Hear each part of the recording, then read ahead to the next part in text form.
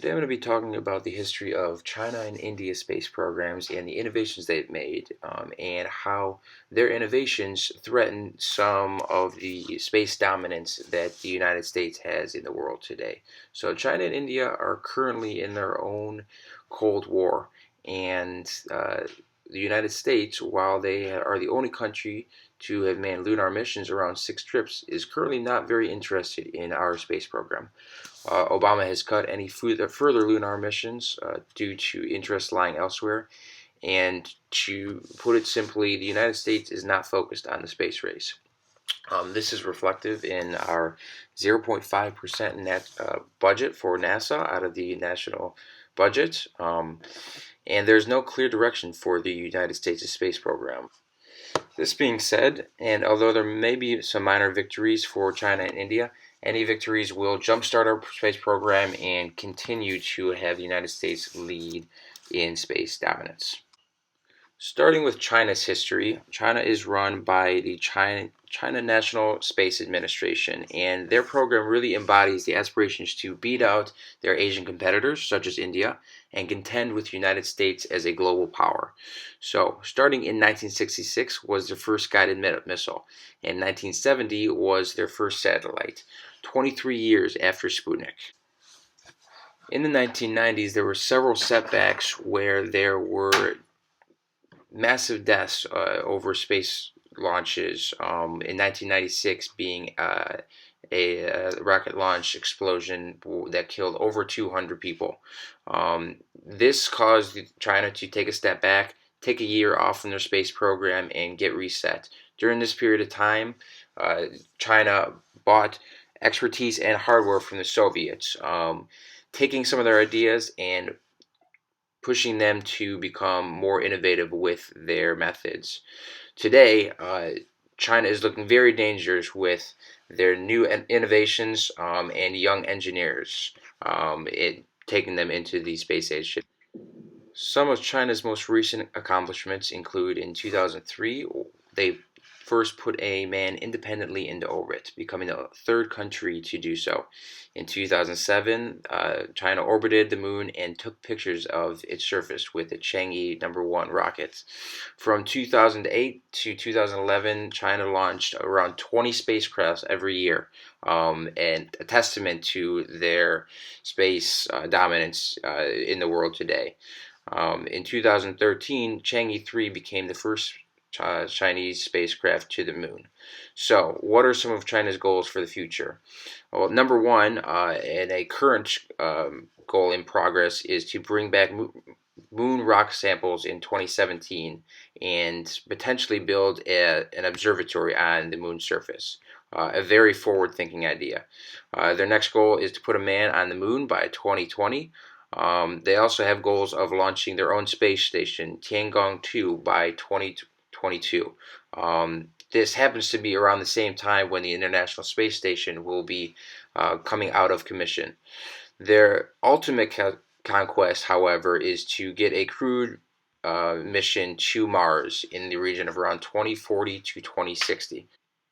The Indian space program is led by the Indian Space Research Organization, and although India started behind China, they have continued to innovate and push throughout the last several decades. 1975 was their first satellite, Aryabhata, which was several years behind China. This was actually a joint cooperation with the Soviet Union. And over the past several decades, they have advanced bit by bit without too much attention from the world. Now, they are among one of the few countries to carry out deep space missions. Some of their recent accomplishments include 2008, when they landed a probe on the moon. And this really had a great effect on India and showed the great national pride that can be instilled by accomplishing missions such as these. Their biggest achievement in recent history came in 2014 when Mangalyaan made history by being put into Mars's orbit. One of the reasons this was such a historical moment was that they did this with an only $70 billion budget. The U.S. put their Maven orbiter into Mars's orbit 2 days prior to this. However, it cost $671 million. Since then, India has become a symbol of low cost space achievements in the modern world today, and continuing to push the boundaries of what space rocketry can do. This forward thinking is also reflected in some of India's goals for their space program, uh, as all their goals are revolved around showing what technology can do in the modern age. So, one of their first goals is to further develop their satellite program to help with some of their domestic issues, such as predicting weather patterns and natural disasters. They also have a goal of putting a man on the moon by 2020. And developing a reusable launch vehicle. One goal for the very short future is to have a mission to the sun by around 2015 to 2016, something that has not been done to date, and is currently set in the United States as a goal for 2018. This brings me to some of the talks of the conjunction between China and India's space programs and the United States' space programs. So, um, some of the lack of interest in the space program by the United States may end up hurting us in the short future. Some of our current goals are getting to Mars by 2030. However, not everyone is on the same page for this goal. Some want to continue to push the boundaries of what we can do on the moon, and do not feel that going to Mars is the best route. This lack of direction and commitment is one that is also reflected in the fact that we do not have a current plan as to what to do after the International Space Station becomes no longer functional around 2020. These lacks of direction and commitment to the space program may end up hurting us in the soon short future. So, some areas where I think China and India may have victories over us are number one, making it to the sun. This could happen in the very short future. The United States has a goal set of 2018 to make this sun mission. However, there once again is not very much attention or interest from the public towards missions such as these. Um, Whether it is this or another instance, I believe that India and their forward thinking will beat the United States here. This being said, all that is needed out of the United States space program is that interest out of the general public. And that is an interest that would be immediately drawn if India or China were to beat us in some aspect of space dominance. So, for example, U.S. officials are becoming very wary of China's goals in space. This is evident in the lack of cooperation between the two in both space launches and the International Space Station.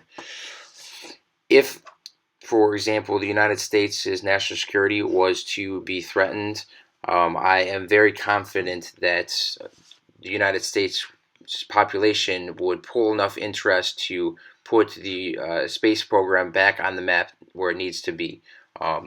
Other facts, the fact that the United States' budget is still far above China, being an $18 billion budget compared to China's $2 billion budget, will continue to lead us in cutting edge technology over China. So, the ultimate goal for China being to put a man on Mars by around 2040 to 2060 is a goal the United States have as well in around 2030, and is one that I believe after the United States is forced into having some interest reinstated in the space program, will be a goal that is attained before China, whether it is 2030 or into the later decades.